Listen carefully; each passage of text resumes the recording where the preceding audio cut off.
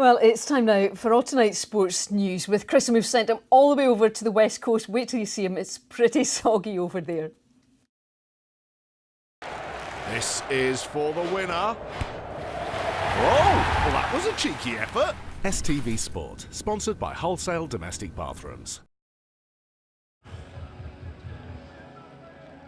Welcome from Fort William. We're at the foot of Anach Moor at the Nevis Range Resort for this weekend's UCI Mountain Bike World Cup. It's been running here super successfully since 2002. It's the UK's biggest and best mountain bike downhill event. And do you know what? This weekend in Scotland, it's the biggest sporting event anywhere. Now, it may be pouring with rain, but that's done nothing to dampen the spirits ahead of this weekend's racing. I'm delighted now to say I'm joined by the event organiser, Leslie Beck. Leslie, it has been a bit of a challenge, the weather, but it's all looking superb. It's been a wet day, but it looks as if it'll be a lot better tomorrow, so we're looking forward to some great racing. People flood from all over the UK to come here, because it really is some of the top action. Yeah, that's right. I mean, over the last years, it's accumulated more than 40 million for the local economy, and we're expecting 20,000 people from all over the UK and abroad to come here this weekend. And the weather, as you say, much better tomorrow, worth stressing. Absolutely. It's been a wet day today, but tomorrow's looking a lot better, and I'm sure it's going to be a fantastic day. Well, fingers crossed. We'll hear from Sean with his weather forecast later. Now, riders, there's plenty of them here. I'm delighted to say we've got Reece Wilson, local lad, fourth, not quite on the podium last year, but hoping for better this year. Yeah, absolutely. I'm still like 4 hours from here, but it's World Cup all over the world, so this is definitely the local one for me. Yeah, excited to get things going after last year and see what we can do. Now, the conditions this year, we saw some of the conditions last year. It was hot, it was sunny, fast. How do you have to adapt for these? Yeah, it's a tricky one up here. The wind's definitely the biggest factor for us as riders. The wet conditions with the ground being kind of granite and stony and loose when it's wet, it's actually a lot better for us. It's a lot grippier. The rocks don't get any slippier. There's a small wood section that's a little bit more technical in the mud in the rain, but other than that, things actually stay pretty normal for us. So yeah, we'll be going as fast as we can, as we always do. Fourth last year, as we said. You've had successes, you've had championship wins and podiums since then. What are you targeting this weekend? Yeah, I'm definitely going for the top spot.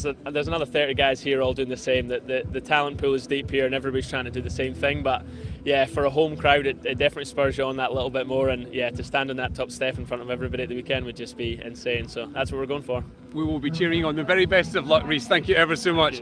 Well, the conditions may not be perfect here, but and they may be going downhill a great deal, but there's a football club in Tayside where they're hoping that things are turning and they're going a little bit more uphill for them. Stephanie Daly's got the latest on the managerial changes at Dundee.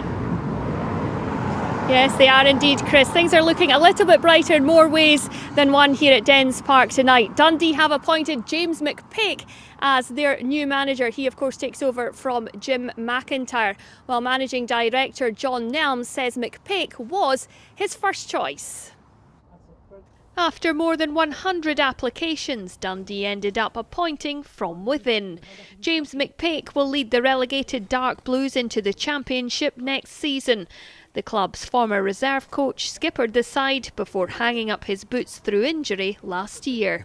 The honour is just being the manager at this club. Look, I've worked hard for this. It's something I always wanted to do since I was younger, is get into coaching and eventually become a manager. So for it to be here, then it's a little bit more special with the fact that everything I've went through with the club. James McPake was our first choice. Yeah, we went through a robust process. We've narrowed it down, a huge group of applicants and even others that that didn't apply that we wanted to talk to. We narrowed it down to 38, then we narrowed it down to 12. We did 6 interviews, then we did multiple interviews beyond that, and then took advice from quite a few people and ultimately made the decision. McPake insists he's not daunted at the size of the task ahead. But that's the ultimate aim for us, is to be a Premiership club.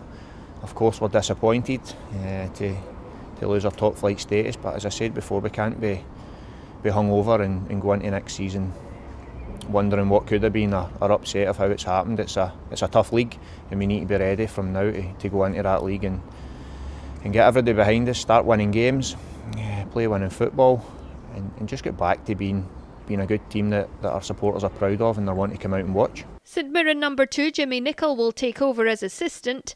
Meanwhile, talks are ongoing with former Scotland boss Gordon Strachan over an advisory role. I wouldn't have took the job if I couldn't get Jimmy with me.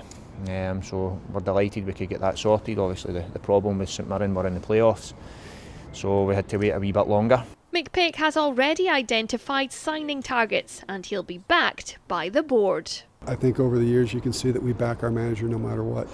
So, we want to get back in the league, but spending money doesn't get you back in the league. It doesn't save you from the league. We've spent money and we got relegated. So it's the quality of player that we bring in, and I think James and his team, with the type of player that he wants to bring in and the demanding levels that James will have, I think we'll be in good shape.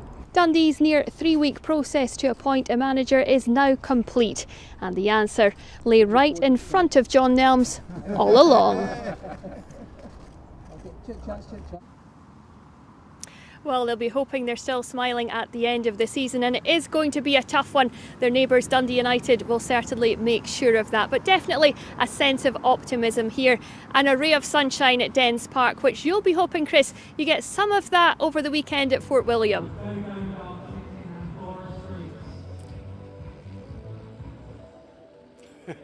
We could do with that kind of weather, Stephanie. I tell you what, we've got to be really positive. As Sean is saying, it's going to dry up at the weekend. The course probably won't dry up that much.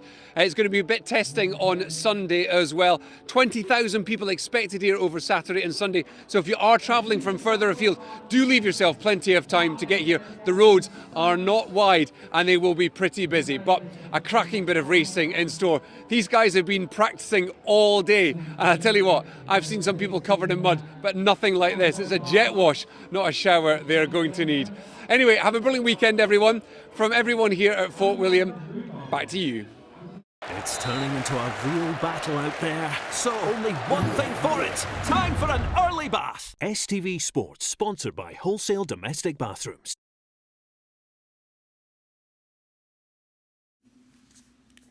Let's take a look at tonight's main news headlines now.